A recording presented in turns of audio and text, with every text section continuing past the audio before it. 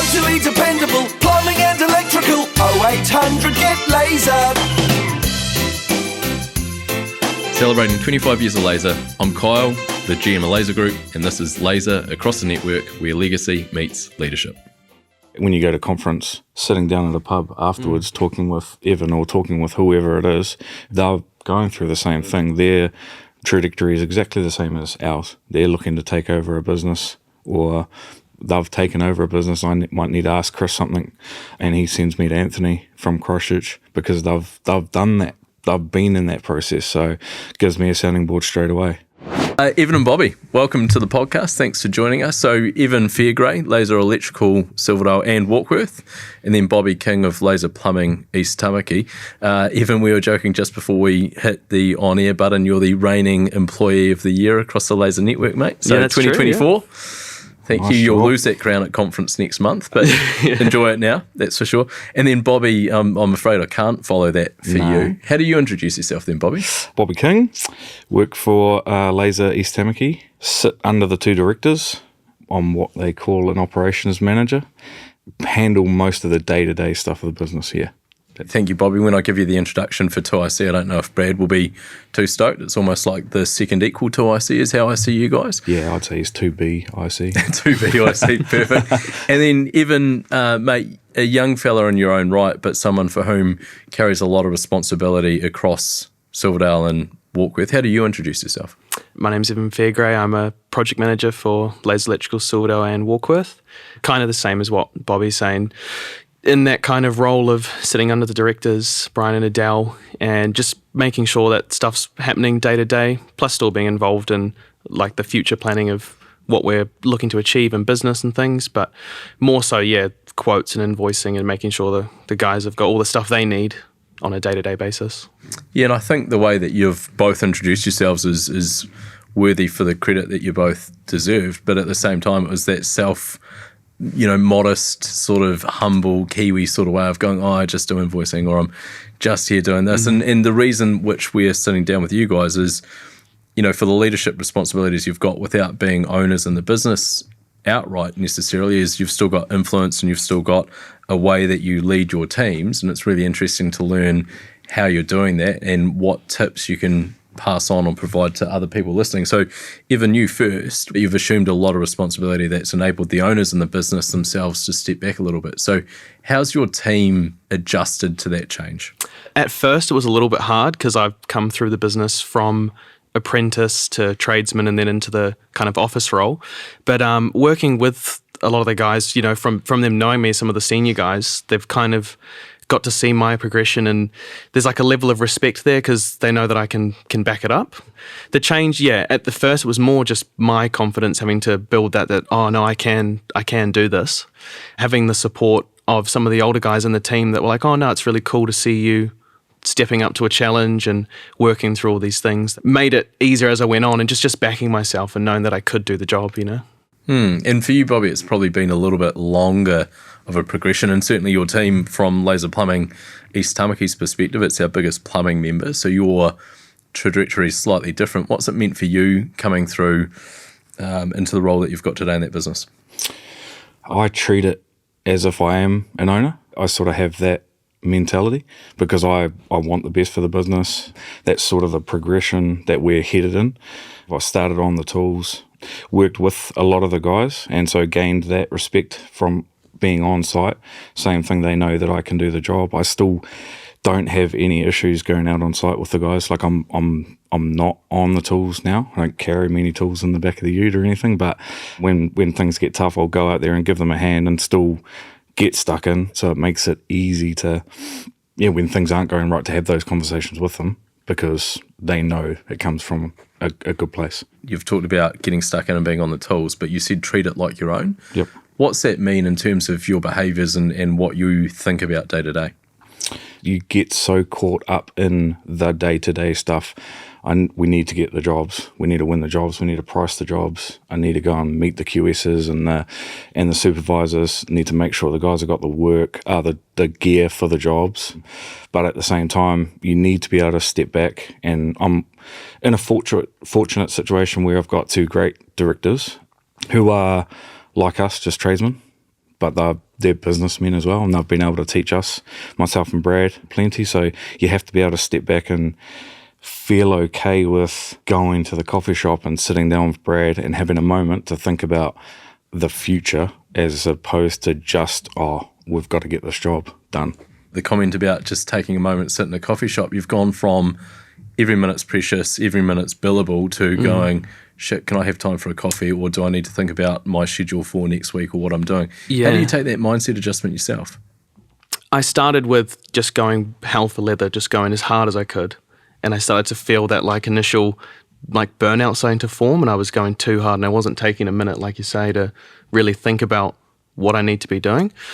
I've also been like, Brian is still director in the business. He's a managing director. So there's still that level of the support that I need if I need to just take a second to be like, hey, I've got a lot going on right now. Is there time for me to focus on these tasks? And the same with the rest of the office team that we have. You can kind of balance that together, just asking for that help, being, hey, can I have a second to just focus on this one task? Or, I need to go meet with these people today because you get caught up in all the day-to-day and all these little things. And if you don't spend the time, you kind of just lose track of all the other stuff. You talked about coming through as apprentice to Sparky to project manager. There's been trust that's been built up across that time. How's the relationship changed for you guys as you've progressed through the business, not with your teams, but with the guys who own the business, so to speak?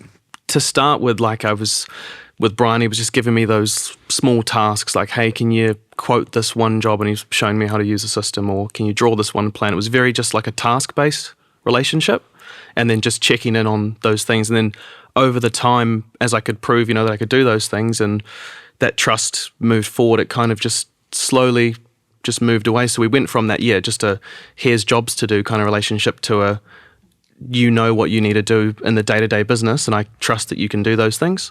Nice. And what about for you, Bobbie? Wow. My journey's been a little longer. I mean, I've been with Mark and Roger and East Tamaki for 17 plus years.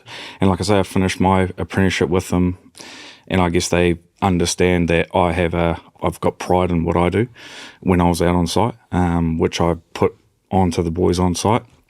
And then I've carried that on into the office, which has created a huge amount of trust. I'd say they'd say the same. We've got a really great relationship. Doors open both ways. They can ask me stuff. I can ask them stuff.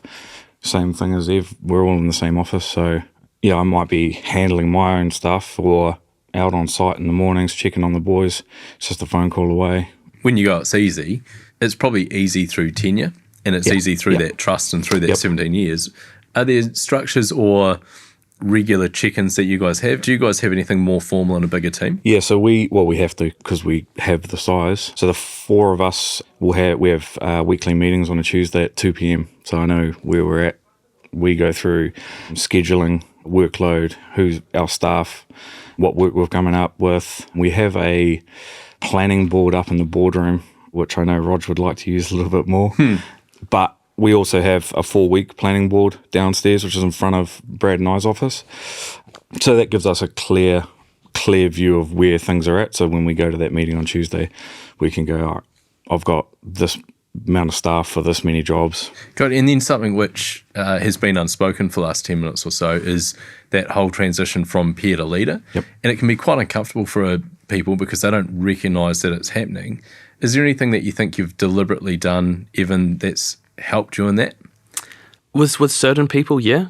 Some of the senior guys, because of like the age difference and stuff, and like, a lot of them have trained me into my role, like just from being an apprentice to electrician. That was a little bit harder, I would say, to start with.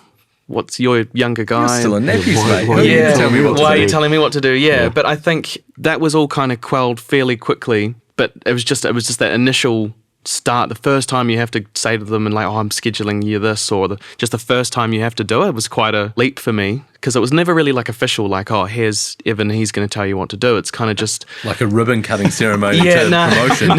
No, it just kind of happened, and over the time they realized like, well, it's not that bad. It's just there's going to be someone in that role no matter what.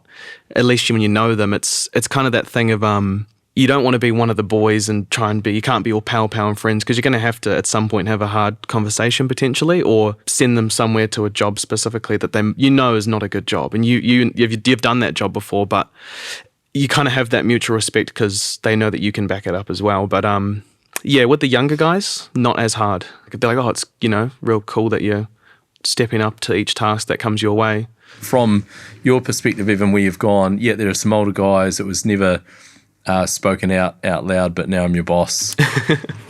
How did that actually happen? Because you're right, it's awkward. So did you do any one thing, or did you just not do anything to get offside with them and you demonstrated that trust? Yeah, I didn't come in hard, didn't come in straight away and start just making power moves and power plays. And I think that was really supported by the way that we kind of did it with how Brian started. Like I was saying, on that task-based thing, I wasn't involved in the whole process of like a big project just yet. I was just doing the plans or just getting the materials sorted, for example. So then the guys would say, oh, I need the plans. So cool, they were only coming to me for just the one aspect.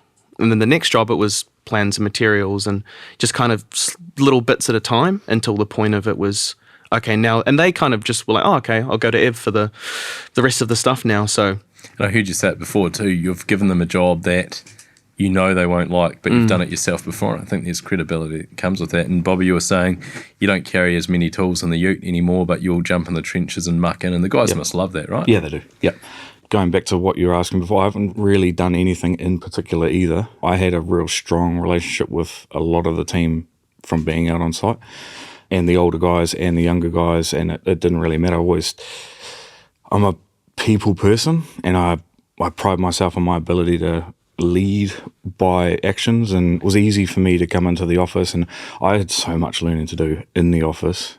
I mean, I'm like any other tradie. I left school because I didn't want to sit in front of a computer, and I didn't want to be in a classroom sitting in one place. And then now I've ended up in front of a computer. But so I had a lot to learn in that aspect. But as far as being with the guys, and really have to, it wasn't even an issue. I had buy-in from everybody. You guys have both been on the LLP, the Laser Leadership Program. Were you on it together?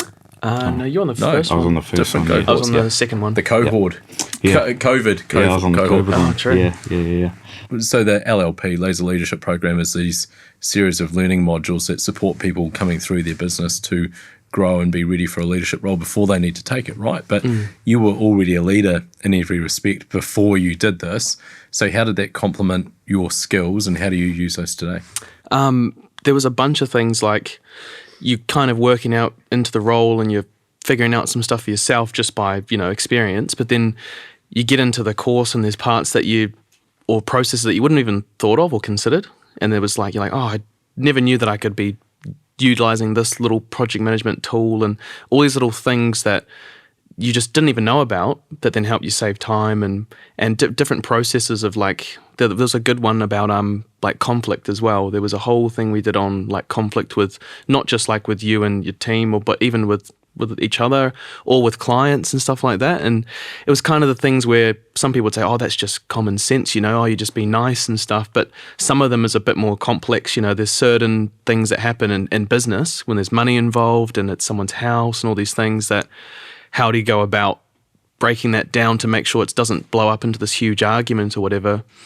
But then also like, meeting with all the different members and stuff. And our group was quite interesting. It had like a good mix of age, plumbers and electricians, and we had some females as well. So it wasn't just like a big boys thing. It was different people from demographics to talk about just your experiences as well. Some people with years and years of experience and only in the past year or two, they'd started into being either a project manager or there was a couple owners there as well who just recently purchased, into the business but wanted to utilize the laser network and all the process that you can get out of that. So what was the value for you in that LLP? Well, we were the same, very diverse group of people, but all sparkies or plumbers, all with a common goal. We want to own a business, or we're in a business that we already own. It was so easy to talk to everyone. That's the best part about it. If I had a problem, it didn't matter who I was sitting with at the table. They've encountered it, or the other person on the other side of the table's encountered it. Everything about it, once we met up, it was easy. Like bounce ideas off each other. Yeah, that was the best part of it. It was fun. The whole thing was fun. Are there one or two things that you've taken away that you still use today from that? The one standout thing that I got was, for me, coming from on-site, had no real lessons on how to go to meetings and all that sort of stuff. I just started, and that was I'd go to a meeting, talk to someone, and have no real idea about what I wanted from it. So one of the things that I got out of it was to go to those meetings with an actual plan of what you wanted to get out of it. And then also, like I was saying before, on that conflict stuff, I never really had much big conflict in my life that I had to diffuse anything, you know. Being younger as well, there's not much situations where that's arose, but there was just some other little questions and things you can do just to diffuse or to know when it's time to actually step away from a situation, and things that you might not think you should be doing because you're in a business. You might think, oh, I actually can't do that. That's not what a business person should be doing. But sometimes you are in the right. You just haven't had anyone tell you that you're doing the right thing. And I look at you guys in terms of the stage of career you're at, how you've got there, how quickly you've got there. You know, a lot of people probably don't look at trades as that career. What's the view that you'd take to that statement, and how do you go about changing it? There's a lot of room for growth in becoming a tradesman, whether you want to go and do that for yourself or do what we're doing and try and take over an established business. There is heaps of room for growth. It's not one stop. You're not just a plumber. You get to pipe out houses and that's it. You learn every day. And then for you, Evan, I'm sure your story probably echoes Bobbie's, but how's laser contributed to that? Because do you see yourself as having a wider remit or greater opportunity as part of a network compared to Fairgray Electrical? So, like we were talking about before, like the laser leadership program, that's an offer that's there that you can take, and you've got that chance to move up and learn some new things. But even if you're not moving into like a management role per se or an ownership role, you can still look at other trainings and things to still better yourself in your trade. Going back to that networking thing, we interact with other branches as well. Like at the moment, we've got a joint venture with Laser, Okay. Hamilton West and Pookie, and we wouldn't have been able to take that job on and produce the quality and the amount of work we've done without them. And so it's helped them out because they may have been going through a bit of a slow patch. It's helped us out because we've kept work coming in the door, and then took on a bit of labour from Dan at Cambridge for a week or whatever to help him out. He would do the same. He would do the same for us. That network, being able to call whoever, that's massive for us. And I think the benefit that I see to that, as well as what you talked about, all those owners today are travelling in a similar direction. Yep. And while you're sitting side by side now on a podcast, there's no reason in 10 years you're not that's exactly investing right. in something together for mutual benefit. It's like going away when you go to conference, sitting down at a pub afterwards, talking with Evan or talking with whoever it is. They're going through the same thing. Their trajectory is exactly the same as ours. They're looking to take over a business, or they've taken over a business. I might need to ask Chris something, and he sends me to Anthony from Christchurch because they've done that. They've been in that process, so it gives me a sounding board straight away. That's another positive, I guess, through the network, yeah. Is there anything, Evan, you've thought of, either given your time again or for someone who's following in your footsteps in 5 years, what's one or two things you'd say to them as a wee tip or an inside track? Because I was so young and a bit nervous on some of the things, I wasn't backing myself. I wasn't asking for help straight away. I'd take a second and be like, oh no, I can do this. And I was trying to back myself, which was not a bad thing, but there was a point where I probably should have been asking for help sooner. When I realized I could tap into that, then it was like a superpower. Yeah, it was like, oh, why wasn't I doing that 6 months ago when I was really stressed out about all these things that I was kind of avoiding? Like don't avoid harsh conversations, because if you might have made a small mistake, but you need to just be clear and communicate it. Bobbie, what about for you?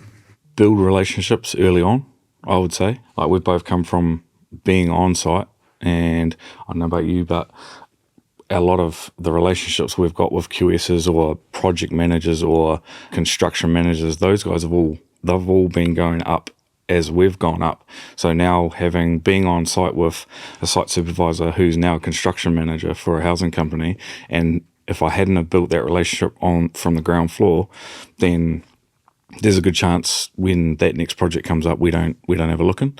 So I would say right from early doors when you're an apprentice or as you enter the construction sector, whatever it is, build those relationships.